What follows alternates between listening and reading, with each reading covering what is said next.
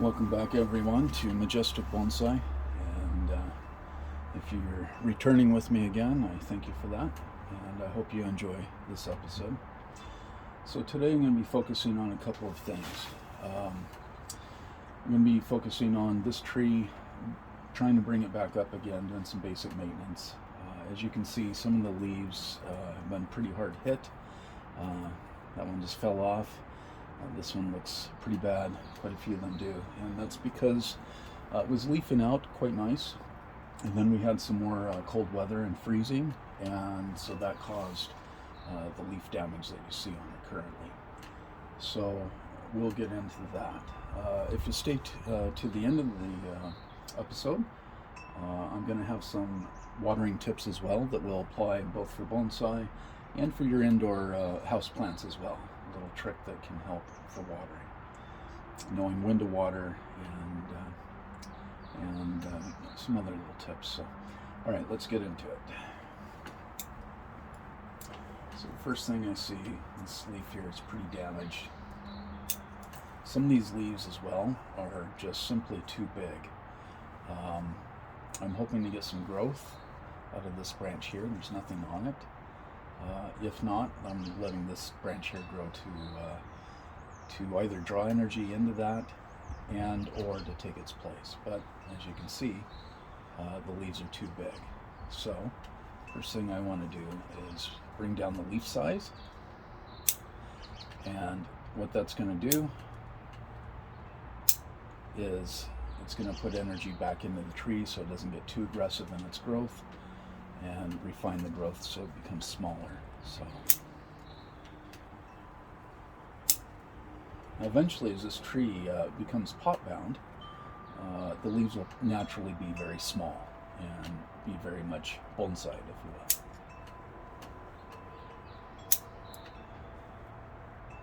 Okay. This one here is damaged pretty bad, so I'm just going to take that one off. Got my camera set up the opposite of what I did last time, hoping to give you a better quality picture, but I actually can't see myself in this without getting out of the chair and backing up to see how it's doing, so hopefully I'm okay for that.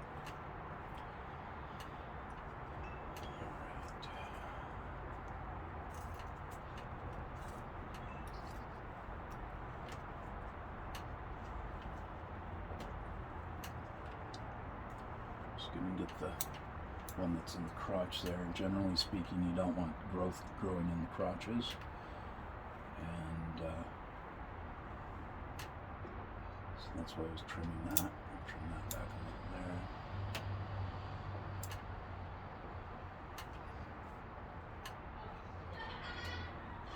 Leaves upside down anyhow, so I'll take that off.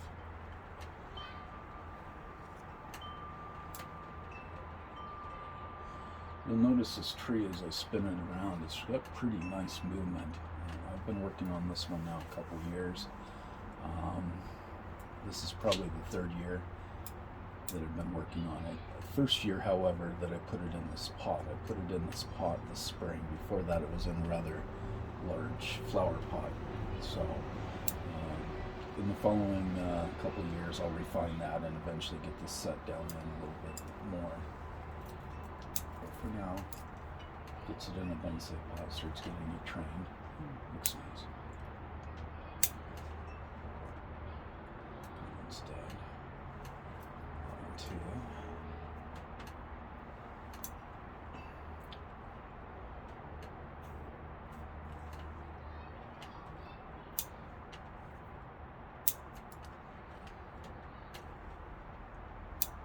I've got this little nub here sticking out. Hopefully you can see that. What I'm going to do is just take that out here.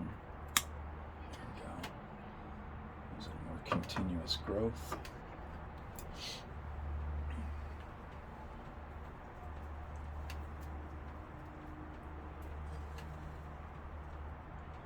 Now, take that down for size. Like I say, it's just too big of leaves. What a trick you can do then is to cut those leaves down.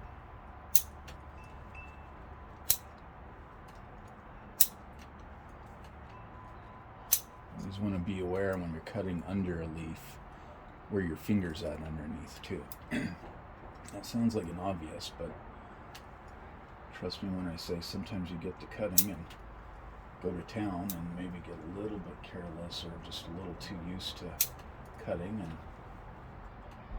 of course the shears will teach respect for them pretty fast when you get your finger.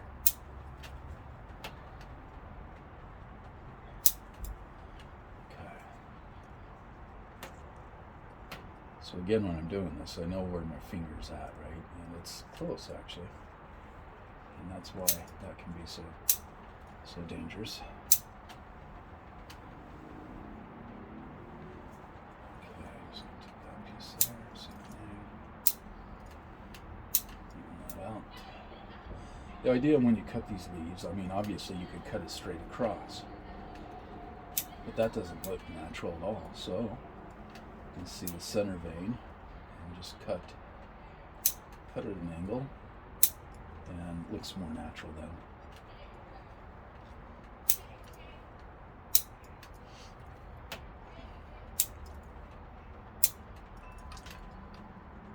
And to get a clean cut so easily with these bonsai shears, scissors, I mean, look at that.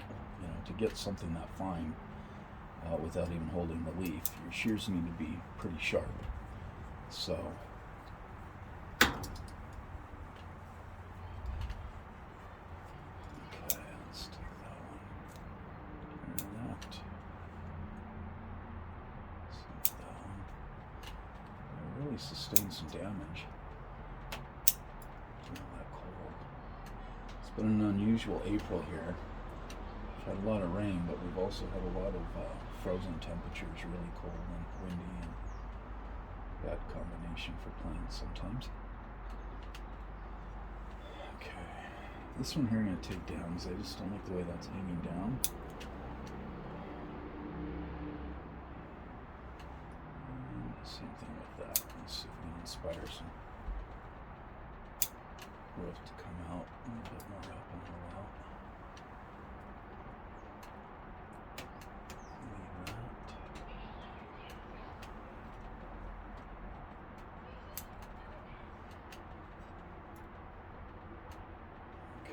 This piece here sticking out seems to be a piece that died, so I'll die back, no big deal. I'll just take and trim that off.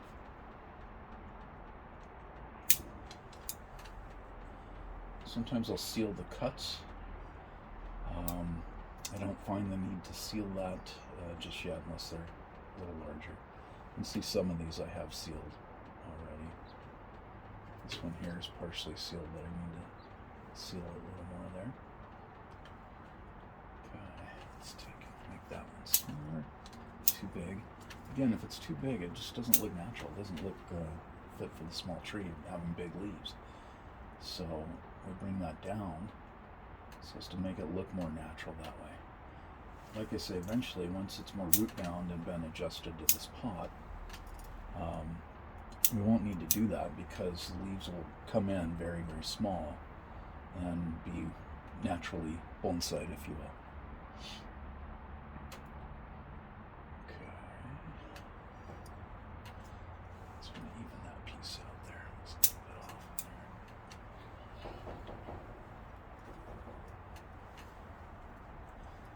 That might do. Okay. It takes pretty well to pruning. By the way, I don't think I mentioned this is an alder tree, which, having grown up, as a kid, where I grew up, there was a creek, and there was a lot of alder trees there. I find them a very special tree. They're also great for smoking salmon or fish, and yeah, just a pretty tree. I appreciate it. So, and I find them to be great for bonsai. Not very many people are doing them as a species for bonsai, which is a little odd to me. I think that's about it. That's about all we're going to do to this today. We'll see what happens here if this puts any buds or growth out. If not, we'll end up cutting it and just making this the new leader. I apologize if I've spun this around too much or too fast, but just trying to get a view of it. Now, obviously we want to have our pot clean, and so take off any debris off the surface there.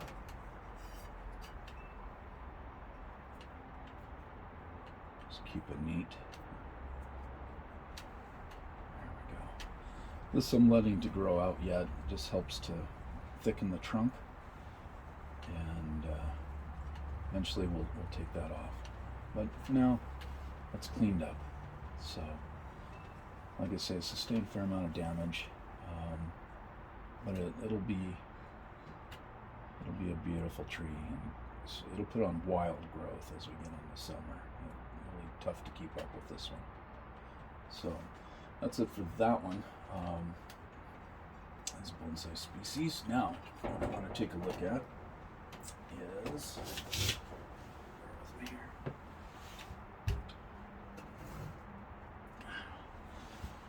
What's this here? So this is a willow, and pardon me for not remembering exactly which willow. It's a very foreign willow to me, but it's evidently, supposedly, it's from Scotland.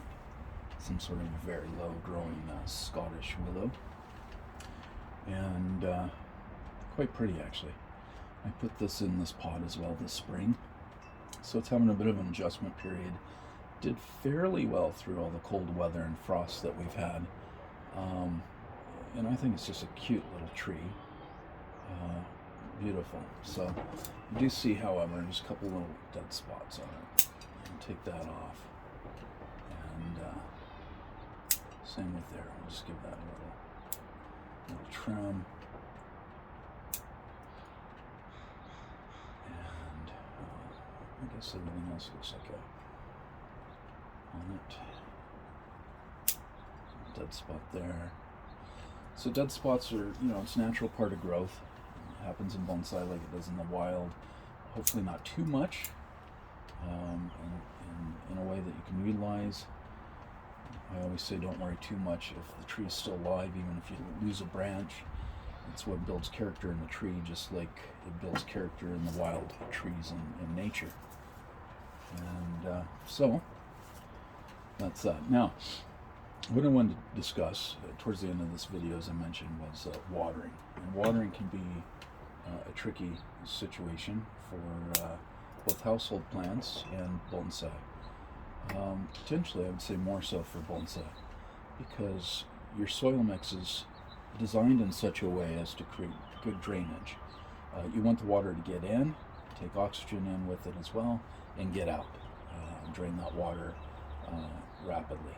And that way it doesn't stagnate, it doesn't rot, it promotes healthy root growth and a healthy tree in general.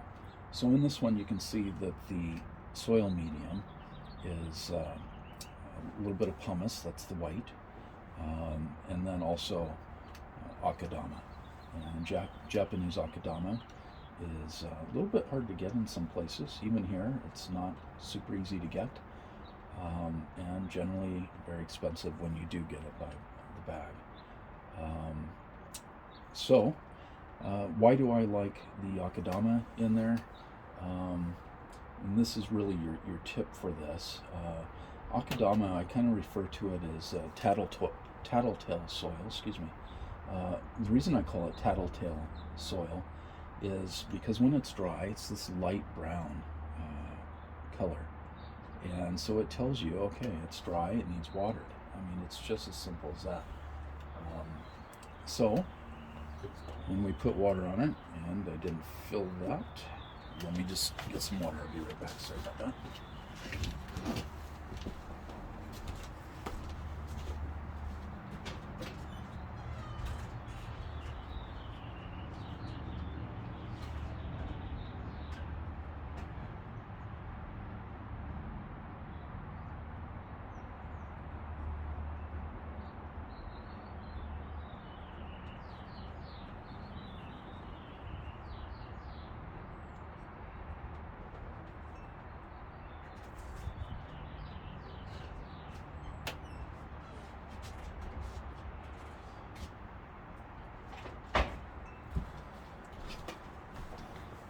sorry about that. I thought I filled it.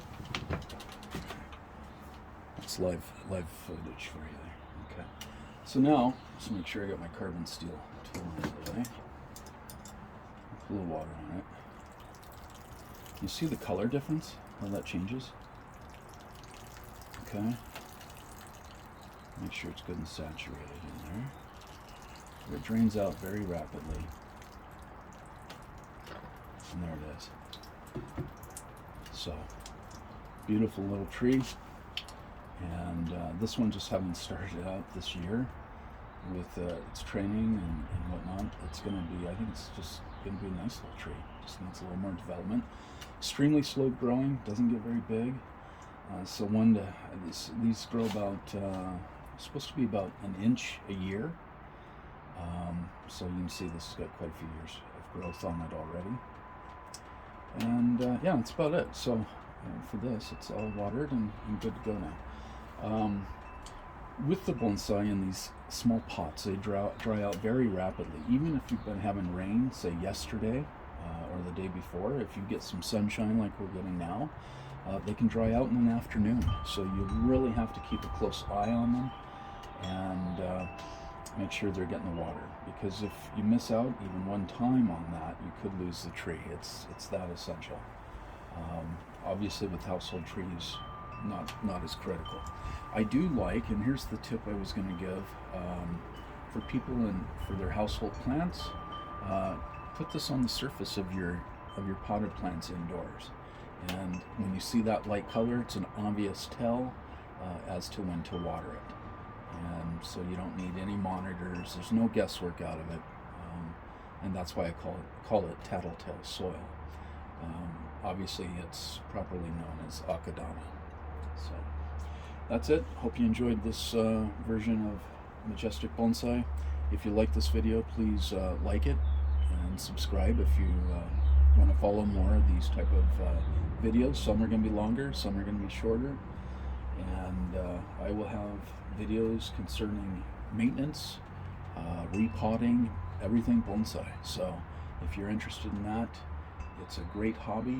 It's great for the mind, and certainly during stressful times, it can be good as well as a reprieve from that. So I've been doing bonsai since I was a kid, attempting to anyway, and inspired by my great-grandmother to take an interest in that. So follow me along and we'll learn together. All right, take care. Bye-bye.